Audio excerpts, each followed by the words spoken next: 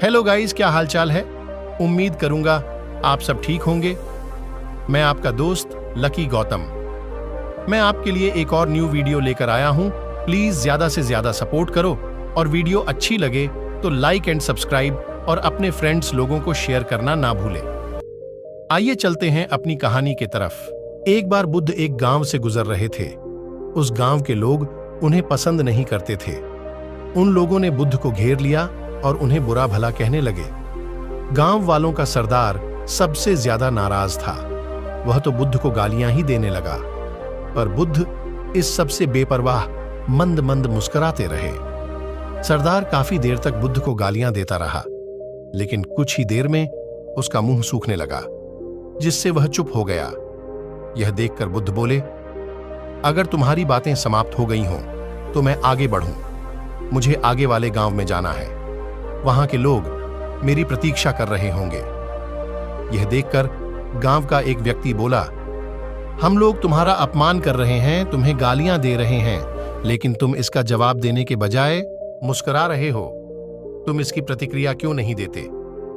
बुद्ध बोले, वत्स, तुमने आने में तनिक देर कर दी। यदि तुम 10 वर्ष पहले आए होते तो मजा आ जाता, क्योंकि 10 वर्ष पहले मैं भी तुम्हारी तरह था। अगर उस समय तुम मुझे बुरा भला कहते, गालियां देते, तो मैं भी क्रोधित हो जाता। मैं तुम्हें इससे भी अधिक गालियां देता। हो सकता है हाथापाई पर भी उतर आता। पर अब मैं आगे बढ़ गया हूं। अपना क्रोध, घृणा सब पीछे छोड़ आया हूं।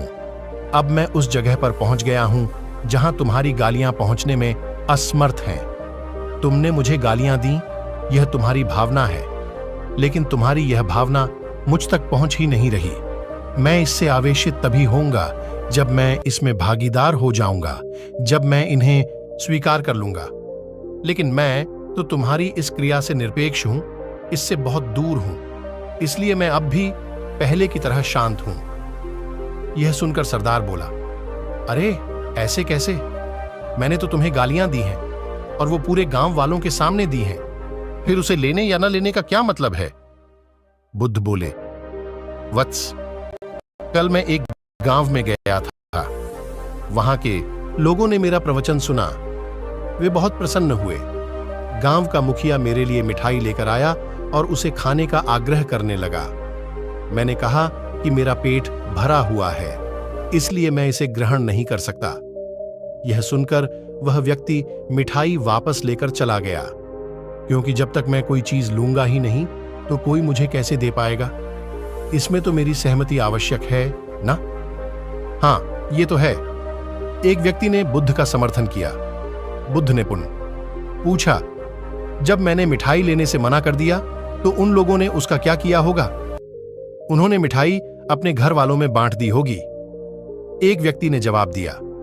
बुद्ध ने कहा, ठीक कहा तुमने। उस मिठाई की तरह ही तुम मेरे लिए गालियां लेकर आए हो और चाहते हो कि मैं इन्हें ग्रहण कर लूं, पर भाई मैं इन्हें लेता ही नहीं। अब बताओ, तुम इनका क्या करोगे? उस व्यक्ति के पास इसका कोई जवाब नहीं था। बुद्ध बोले, मुझे तुम पर दया आती है वत्स। अरे, क्रोध तो मुझे तब आएगा जब मैं ये गालियां ले लूंगा, और जब मैं गालियां लेता ही नहीं तो क्रोध का तो सवाल ही नहीं उठता। बुद्ध की बातों पर सरदार ने कोई प्रतिक्रिया नहीं दी। शायद वह कुछ सोच रहा था। बुद्ध बोले, मैं अपनी आंखों से देख रहा हूं कि गाली एक कांटा है, जिसे देने वाला व्यक्ति और लेने वाला व्यक्ति दोनों क्रोध से पागल हो जाते हैं। तो फिर तुम ही बताओ कि मैं आंखें रहते हुए भी कैसे कांटों पर चलूं? आंखें रहते हुए मैं कैसे गालियां ले लूं? और होश में रहते हुए मैं कैसे क्रोधित हो यही समझते हैं कि हमारे दुखों का कारण कोई दूसरा व्यक्ति है। और जब हम ऐसा मानते हैं तो हम अपने स्वनियंत्रण की कमी और अक्षमता को अनदेखा कर रहे होते हैं। वास्तव में ये हम पर निर्भर करता है कि हम दूसरों के द्वारा प्रदान की गई नकारात्मकता को स्वीकार करते हैं या नहीं। अगर हम नकारात्मकता को स्वीकार करते हैं तो हम अपने पैरों पर मारते हैं, और जब हम उसे अस्वीकार कर देते हैं तो घृणा, क्रोध, हिंसा हर किसी से मुक्त हो जाते हैं।